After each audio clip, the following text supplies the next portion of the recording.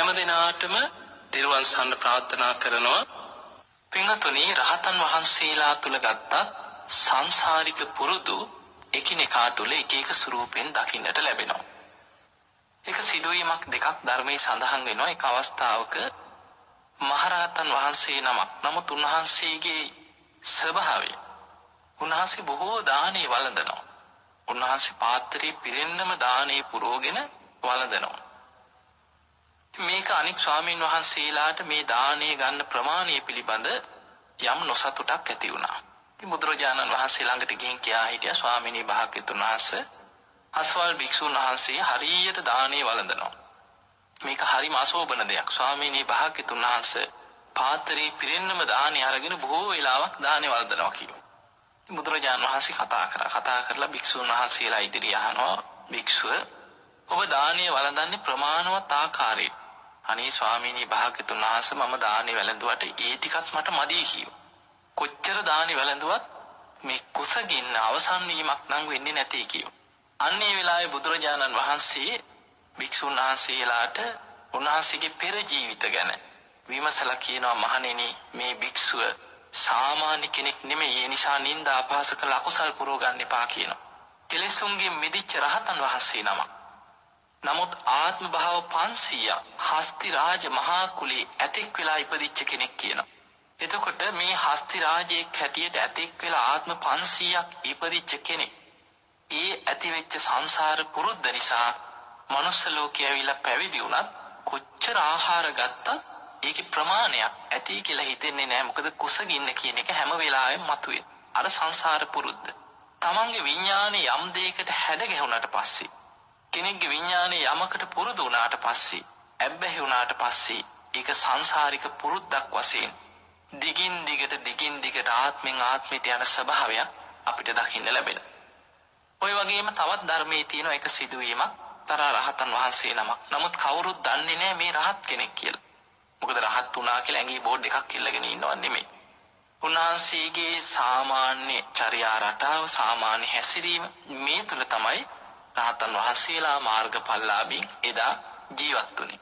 මම මෙහෙමයි, මම මේ වගේ ඵලයකට ආපු කෙනෙක්, මං දැන් මේ වගේ කෙනෙක්, මං වෙනදා වගේ නෙමෙයි, දැන් උඹලා මට ගරු කරපල්ලා. ඔය වගේ අර තමන්ගේ තියෙන චිත්ත දියුණුව මුල් කරගෙන යම් කිසි පිළිගැනීමක් ලබන්න හෝ, යම් කිසි සමාජික කැපිලා පේන්න හෝ, අනිත් භික්ෂුන් වහන්සේලා අතර මම ඉහළට දියුණු වෙච්ච කෙනෙක් කියලා හුවා දක්වන්න හිත දියුණු කරපු කෙනෙක් උත්සාහය ගන්නෙ නැහැ. නමුත් මේ ස්වාමීන් වහන්සේ එක්තරා ආරාමයක වැඩ සිටියා. හැබැයි උන්වහන්සේගේ සංසාර පුරුද්ද කියන්නේ, උන්වහන්සේ නිතර කතා බහ කරනකොට වසල වාදයෙන් තමයි කෙනෙකුට කතා කරන්නේ. මෙහි වරෙන් වසලයක්, අර වැඩි කරපම් වසලයක්. එතකොට ඒ වගේ කරපම් මෙහි වරෙන් ඵලයන්, ඒ වගේ කෙනෙක්ගේ හිත රිදෙන විදිහේ වචන වලින් තමයි උන්වහන්සේ නිතර කතා බස් කරන්නේ. ඉතින් මේක මිනිස්සුන්ට අල්ලන්නේ නැහැ. මේ අය ඇවිල්ලා අපි කියමු ගිහිල්ලා බුදුරජාණන් වහන්සේට කියමු කියලා මේ කතා කරන්නවත් දන්නේ නැති හාමුදුරු කෙනෙක්. ඉතින් මේ පිරිස එදා ජේතවනාරාමයට ඇවිල්ලා බුදුරජාණන් වහන්සේ මුණ ගැහිලා බුදුරජාණන් වහන්සේට වන්දනා කළගෙන, ස්වාමීනි භාග්‍යතුන් වහන්සේ, අපි අර අසවල් විහාරස්ථානයේ වැඩ ඉන්න ස්වාමීන් වහන්සේ කෙනෙකුට කතා කරන්නවත් දන්නේ නැති කිව්වා. වසලයා මේ වගේ නොඑක් විදිහේ පහත් වචන වලින් තමයි කෙනෙකුට කතා කරන්නේ. අන්නේ වෙලාවේ බුදුරජාණන් වහන්සේ මේක අහගෙන ඉඳලා මේ භික්ෂුන් වහන්සේ මේ පිරිස අතරට කැඳෙව්වා. කැඳවල බුදුරජාණන් වහන්සේ අහනවා, ඇත්තද මේ පිරිස කියන කතාව? එතකොට මේ භික්ෂුන් වහන්සේ කියනනේ, ස්වාමීනි භාග්‍යතුන් වහන්සේ, මගේ හිතේ කිසිම කෙනෙක් ගැන ඇලීමක්, ගැටීමක්, තරහක්, ද්වේෂයක් පිහිටන්නේ නැtei කිව්වා. බුදුරජාණන් වහන්සේ බලලා කියනවා, මහණෙනි, මේ කෙනා ආත්ම 100 ගණනක් බ්‍රාහ්මණ මහා කුලයේ ඉපදිච්ච කෙනෙක් කියනවා, බමුණෙක්. එතකොට අර බ්‍රාහ්මණ මහා කුලයේ ආත්ම 100 ගණනක් ඉපදෙනකොට ඒ බමුණන්ගේ ස්වභාවය තමයි අනිත් අයට, ඒ පහත් කුලවලා ඊළඟට නොඑක් විදිහයට වසල වාදයෙන් තමයි උන් කතා කරන්නේ. ඒ තමන්ගේ තිබ්බ ආත්ම ගණනාවක් තිස්සේ විඥානයේ ගොඩනැගිච්ච ඒ චරිත ලක්ෂණ තමයි ඒ පෙන්වුම් කරේ බුදුරජාණන් වහන්සේ වදාළ. නමුත් මේ කෙනා හිත කෙලෙසුන්ගෙන් මිදිච්ච රහතන් වහන්සේ නම. හිතේ තරහක්, ද්වේෂයක්, වෛරසිතකින් කතා කරනවා නොමේ කියවයි පුරුද්ද කියව. එතකොට අපිට පේනවා එක පුද්ගලයන් තුළ මේ සංසාරික පුරුදු කියන ඒවා විඥානයත් සමග සංසාරේ ගමන් කරන ස්වභාවයක් දකින්න ලැබෙනවා. විඥානය ගැන බුදුරජාණන් වහන්සේ පෙන්නනවා මේ විඥානේ අපි යමක් කරනකොට අපේ ක්‍රියාව යම් ස්වරූපයකින්ද අපි පවත්වන්නේ ඊට අනුව විඥානේ හැඩගැහෙනවා. ඒක බුදුරජාණන් වහන්සේ වදාළ පුඤ්ඤංචේ සංඛාරං අபிසංකරොන්ති පුඤ්ඤෝපගං හෝති විඥානක් කියනවා. යම් කෙනෙක් නිතර නිතර පින් දහම් කරනවා. පිනට නැඹුරු වෙනවා. පිනට නැඹුරු වෙලා තමන්ගේ සිත කය වචනෙන් පින් දහම් වලට නැඹුරු වෙච්ච ජීවිතයක් ගත කරනකොට පුඤ්ඤෝපගං හෝති විඥාන. ඒ කෙනාගේ විඥානයත් පිනට නැඹුරු වෙලා හැඩගැහෙනවා. පිනට නැඹුරු වෙච්ච විඥානයක් ඔහුට සකස් වෙනවා. අන්න බලන්න නිතර නිතර පින් දහම් වල යෙදෙනකොට නිතර පුණ්‍ය සහගත කටයුතු වලට යෙදෙනකොට තමන්ගේ විඥානේ පිනට අඬුව නැඹුරු වෙලා හැඩගැහෙනවා. ඒ වගේමයි බුදුරජාණන් වහන්සේ පෙන්නනවා අපුඤ්ඤංචේ සංඛාරං අபிසංකරොන්ති අපුඤ්ඤෝපගං හෝති විඥාන. යම් කෙනෙක් නිතර පව් කරනවා අකුසල් කරනවා. තමන්ගේ සිත කය වචනේ නොයේක් විදිහේ පාපී අකුසල් වල යෙදෙනවා. එහෙම කරන්න හැම වෙලාවෙම ඔහුගේ හිත කය වචනේ මේ තුන්දොරම ක්‍රියාත්මක වෙන්නේ අකුසලයකට නැඹුරු වෙලා. හැම වෙලාවෙම ඔහු හිතන්නේ අකුසලයක් කරන හැටි පාපී ක්‍රියාවක යෙදෙන හැටි. එතකොට මේ චරිත ලක්ෂණයත් එක්ක බුදුරජාණන් වහන්සේ වදාළ නිතර අකුසල් කරන කෙනාගේ විඥානේ අපුඤ්ඤෝපගං හෝති විඥාන. අකුසලයට නැඹුරු වෙච්ච හිතක් විඥානයක් ඔහුට සකස් වෙනවා. ඒ වගේමයි බුදුරජාණන් වහන්සේ පෙන්වන යමෙක් ධ්‍යාන වඩනවා භාවනා වඩනවා. නිතර සමාපatti වලට සමවදිමින් ධ්‍යාන වඩමින් වාසය කරනවා නම් ආනිඤ්ඤංචේ සංඛාරං අபிසංකරොන්ති ආනිඤ්ඤෝපගං හෝති විඥාන. යම් කෙනෙක් ආනිඤ්ඤාභි සංස්කාර කියන්නේ ධ්‍යාන වඩනකොට ඒ ධ්‍යානයට නැඹුරු වෙච්ච විඥානයක් ඔහුට සකස් වෙනවා.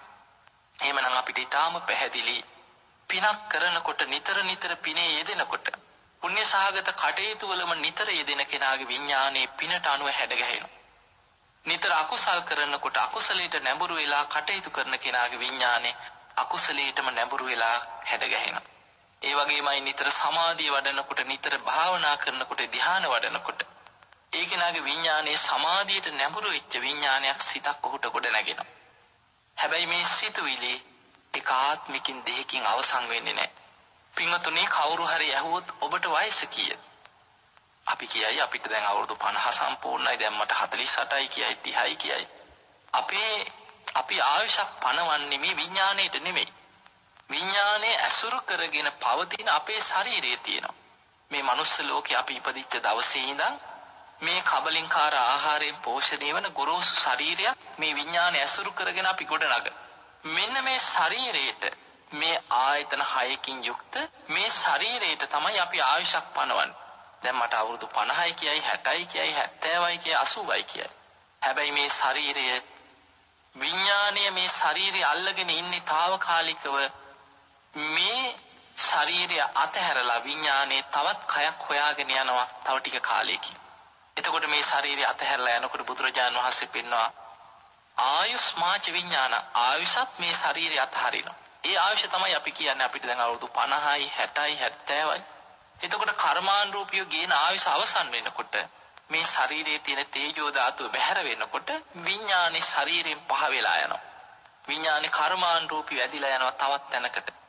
ඊට පස්සේ මේ ශරීරයේ වැඩකට ගන්න බැරි දර කඩක් එක තැනක දිරලා පස් වෙලා ගියා වගේ මහ පොළොවට පස් වෙලා අවසන් වෙනවා. හැබැයි විඥානේ ගමන අවසන් වෙන්නේ නැහැ. විඥානේ මේ ශරීරය අල්ලගෙන හිටියේ తాවකාලික නවාතැනක් හැටියට විතරයි. විඥානේ මෙතනින් අතහරිනකොටම ඊළඟ චිත්ත පරම්පරාවේ ඊළඟ චිත්තක්ෂණේම තව තැනක අල්ලගෙන තමයි විඥානේ මෙතන අතහරින්නේ. අන්නේ නිසා මේ විඥාණයට ආයුෂ කොච්චරයිද කියලා කවුරු හරි අපෙන් ඇහුවොත් අපිට කියා ගන්න පුළුවන් කමක් නැහැ. ලෝතර බුදුරජාණන් වහන්සේ පවා උන්වහන්සේ ජීවිතය ආපස්සට විමසලා බැලුවා කවදාද මේ ලෝකේ සත්‍යයන් හටගත් කෙලවරක් හොයන්න පුළුවන්ද? ආත්ම 100,000 ගණනින් උන්වහන්සේ ආපස්සට බලාගෙන ගියා. කල්ප ගණන්